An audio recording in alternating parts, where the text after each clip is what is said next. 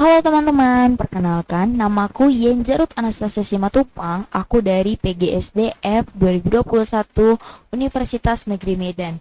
Nah, pada kesempatan kali ini aku bakalan ngasih video tutorial tentang penggunaan aplikasi OBS. Nah, ini merupakan tugas dari mata kuliah aplikasi komputer dengan dosen pengampu Bapak Khairul Usman SPD MPD. Nah, sebelum aku ngasih video tutorial, aku harus ngasih tahu dulu dong, apa sih itu OBS. OBS itu sendiri merupakan aplikasi yang di-download di PC, laptop, ataupun komputer kita untuk men-share screen ataupun ngerekam layar. Nah, biasanya ini digunain oleh pelajar, mahasiswa, dosen, guru, dan juga gamers gitu ya kan. Kenapa nih ada gamers gitu? Karena itu tadi sesuai dengan fungsinya. Kalau misalnya untuk dalam dunia pendidikan, itu biasanya digunakan untuk men-share screen PowerPoint ataupun makalah yang diberikan oleh eh, pihak pendidik gitu ya kan kepada pelajar gitu. Nah, sedangkan untuk gamer sendiri itu digunakan untuk men-share screen cara bermain atau membuat tutorial bermain game yang benar gitu ya kan, biar menang juga, bisa menang gitu ya. Nah, oke. Gak usah perlu banyak-banyak, ini kita langsung praktek aja, oke? Nah, di sini buka Chrome, kemudian kita klik OBS. OBS sendiri merupakan singkatan dari Open Broadcaster Software. Nah, seperti yang aku bilang tadi, itu bisa di-download di laptop, PC, komputer yang kita punya gitu. Nah, ada Windows, ada macOS, ada Linux. Nah, kalau misalnya untuk laptop ataupun komputer yang biasa pakai Windows. Kalau untuk macOS ini biasa digunakan untuk para pengguna MacBook. Kemudian setelah nanti terdownload, nanti tampilan ini bakalan kayak gini. Tapi sebelum itu bakalan ada settingan-settingan dasar yang harus kalian setting dulu. Nah, di sini juga ini nggak langsung muncul kayak gini. Di sini hitam dulu layarnya teman-teman, seperti itu ya kan. Nah, untuk kita buat videonya, sebelumnya kita harus nge-setting dulu dong kualitas dari video atau segala macamnya. Jadi kita klik setting. Di sini ada general, ada language, time dan segala macamnya. Kalau yang ini aku nggak banyak ngotak-ngatik. Di stream aku juga cuman buat custom. Terus di sini ada output, aku buat video bitrate 2600 kbps. Kemudian di audio bitrate aku pilih 160.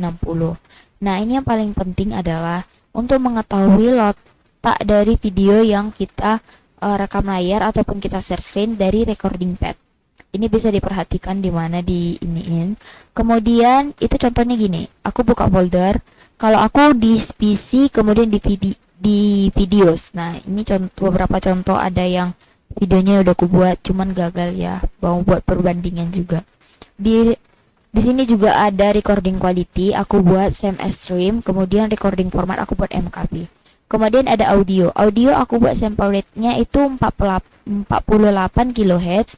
Channels aku buat stereo. Kemudian di sini ada desktop audio. Nah, karena aku cuma pakai satu laptop, aku cuma pakai yang desktop audio yang satu ini doang. Aku buat sesuai dengan yang laptop aku pakai gitu ya kan, default.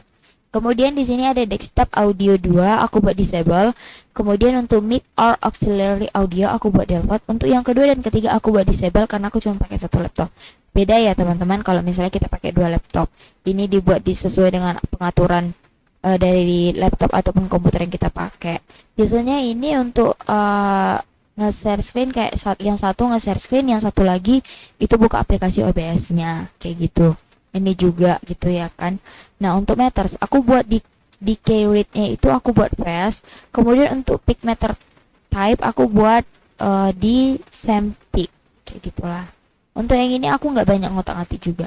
Nah, ini yang paling penting di video. Kenapa aku bilang paling penting? Karena di sini adalah resolusi dari video yang bakalan kita buat. Kalau ini resolusi rekam layar yang bakalan kita rekam gitu ya kan. Nah, kalau ini hasil dari rekaman layar kita.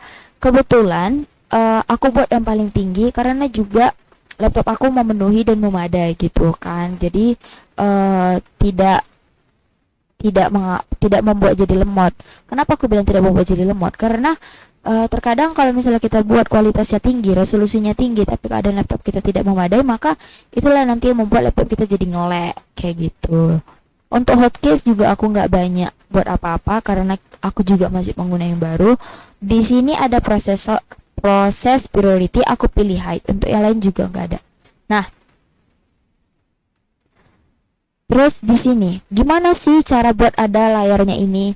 Kalau aku buat di sini ada klik tambah, klik juga display capture karena kebetulan aku mau share-share isi laptop aku, jadi display capture. Kemudian di sini ada create new. Aku ganti dong, ini sesuai dengan nama yang kita perlukan kayak gitu. Nah, karena aku ini buat video tutorial perkenalan tentang aplikasi OBS, aku buat perkenalan aplikasi OBS.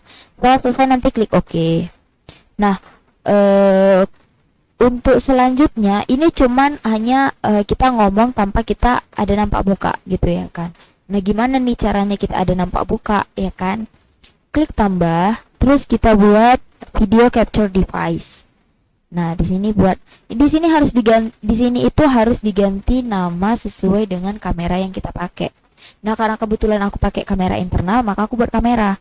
Nah, kalau misalnya kalian pakai kamera eksternal, kalian bisa buat nama kamera kalian itu nama kamera eksternal kalian kayak gitu. Oke, teman-teman. Jadi, selanjutnya, kalau untuk kamera ada settingan tambahan. Caranya adalah klik kamera, klik kanan, kemudian transform, kemudian edit transform. Nah, ini untuk posisi dari gambarnya ini, yang ini gitu kan. Kemudian ini rotasinya, ini ukurannya.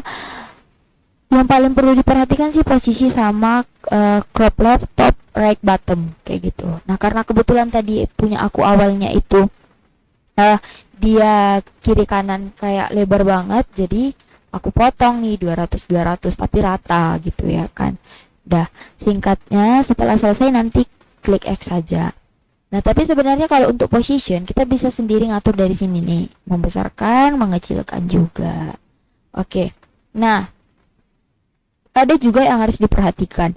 Nanti pada saat kalian membuat klik kamera, mungkin bentuknya seperti ini. Nah, kenapa seperti ini? Karena memang mungkin bawaannya. Nah, cara menggantinya adalah klik kanan lagi, klik transform, kemudian flip horizontal. Nah, bakalan normal kayak gini lah, ibaratnya mirror dia gitu kan. Nah, untuk controls di sini ada start streaming, ada stop recording, atau start recording, ada start virtual camera, ada studio movie, settings, dan juga exit gitu. Aku rasa sih mungkin kalian udah cukup paham. Sebenarnya ini lebih ke praktek, banyak-banyak belajar juga karena aku juga masih pengguna baru, aku juga masih banyak belajar dari YouTube. Jadi aku rasa cukup. Sekian dari saya. Terima kasih, sampai bertemu kembali. Bye bye.